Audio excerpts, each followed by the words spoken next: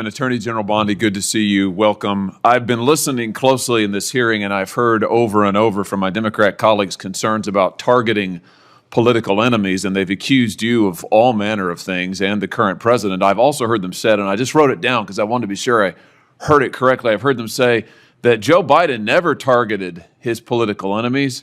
Joe Biden never directed his attorney general to target his political opponents. That's interesting, because I could have sworn that yesterday we learned that the FBI tapped my phone. Let's look at it.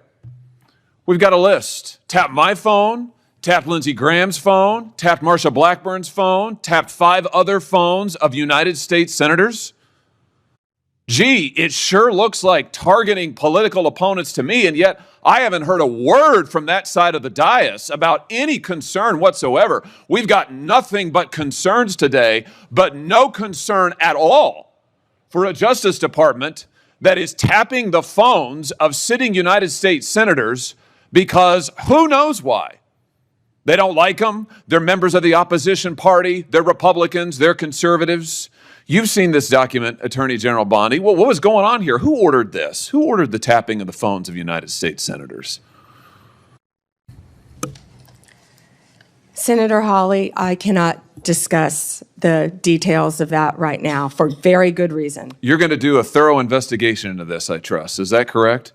We will be looking at all aspects of this, and I have talked to Director Patel at length about this. And you're going to figure out who was involved in this, who signed off on it, who knew about it. You're going to get to the bottom of all of it. Is it correct? Yes, and I've spoken to Director Patel about it, and he is committed to doing this. Well, I can tell you, we already know many of the details. We already know that this was ordered by the special prosecutor, Jack Smith, who reported directly to the Attorney General of the United States, Merrick Garland.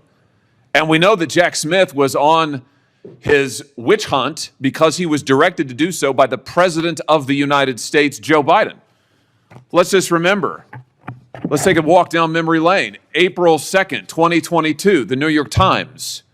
Garland faces growing pressure. The Times says as recently as late last year, that would have been 2021, Mr. Biden confided to his inner circle he believed former President Trump was a threat to democracy and should be prosecuted. It goes on to say that the Biden was frustrated with Garland and wanted him to take decisive action against Trump.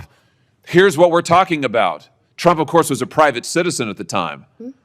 So he appoints his own hitman, Jack Smith, who goes after the president, former president, who goes after members of this body. You know, the thing about it, though, that really strikes me is that it didn't stop with members of the United States Senate. Did it, Attorney General Bondi? It didn't stop here at all. I mean, just as egregious, maybe more so than tapping the phones of U.S. senators, is this memo that I know you've seen before. Let's just look at it again. This is an FBI memo from the same time period, I might add, from the same time period, in which the Federal Bureau of Investigation attempts to recruit informants into Catholic parishes in this country. So here you have an administration that is activating the FBI against its political opponents and tapping the phones of United States senators. Can I just say that again for my colleagues, for the benefit of my colleagues on the other side of the dais? Tapping the phones of United States senators. This isn't hypothetical. This isn't maybe what will you do in the future. This isn't, oh, gee, can you imagine a situation? This happened. This happened.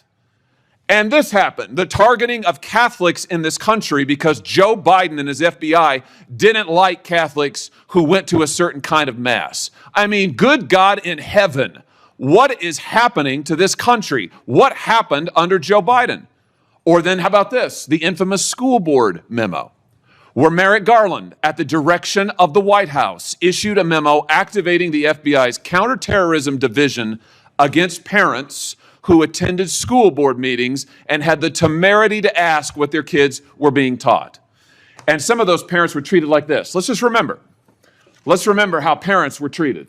Treated like this man. That's right. A parent at a school board meeting, I think in Virginia, who was drug out of the school board meeting. He's bloodied there, you can see it. And what was the response of Joe Biden's DOJ and FBI? It was to issue a memorandum saying that people like this ought to be investigated by the counterterrorism unit. And unbelievably, they were. They were. Or how about this? Let's remember Mark Houck and the pro-lifers who were prosecuted for what? For going to a clinic, an abortion clinic, and praying on a sidewalk outside the abortion clinic. This is Mark Houck and his beautiful family at Mass. This man, at the direction of Joe Biden's FBI, this man had an FBI SWAT team come to his door in the early morning hours with his beautiful children there, terrorizing them with weapons drawn. He was then arrested and prosecuted. And fortunately, a jury acquitted him. This is what was happening under Joe Biden. United States senators spied upon. Former presidents, the political opponents of the president at the time, targeted, prosecuted. Pro-lifers, targeted, prosecuted. Catholics, targeted, prosecuted. 92 conservative organizations put under surveillance, targeted for potential prosecution. Gee, I don't know. Would you call that an example of weaponization, Attorney General Bondi? Do you think that's a fair characterization? Senator Hawley, that is the ultimate weaponization. And weaponization under Donald Trump has ended. It has ended. Harmeet Dillon is running our civil rights unit, and she is doing an incredible job. No longer will parents be targeted. No longer will parents who care about whether their elementary school children have to read a transgender book be targeted and told they cannot have any say in their child's education. That has ended under this administration. People can worship freely, whether they're Catholics at synagogues or Muslims. Everyone can worship freely. That was the ultimate weaponization. They were targeting Catholics. No longer. They have been targeting so many American citizens throughout this country. And Senator Hawley, you have been a champion of this, and thank you for being a champion of that. But under Donald Trump's watch, it has ended. You know, I think about some of the abuses of power in this country's history, and there's been, sadly, a lot of them by members of the executive branch over the years, whether it's Watergate, whether it's what J. Edgar Hoover did in his time at the FBI, spying on many public figures, RFK, MLK, JFK, you name it. And I just have to say, what we now know happened in the last 4 years under this administration surpasses all of that.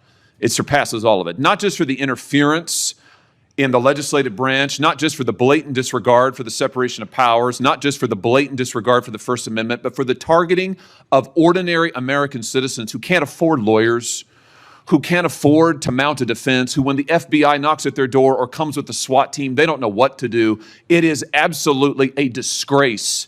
It is a stain on the history of this country and on the conscience of this country, what this administration did in the last 4 years. So here's what I think needs to happen.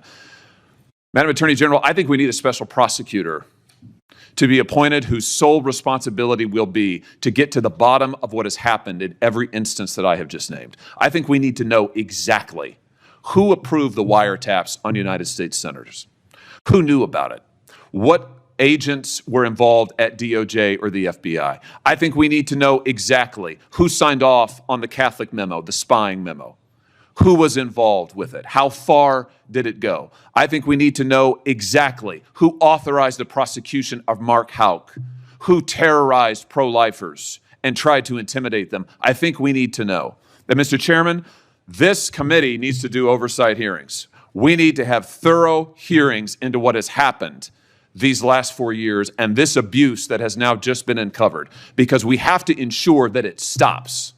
As you just said, Attorney General Bondi, we have to ensure that it stops. This chapter in American history needs to come to a close, never to be opened again.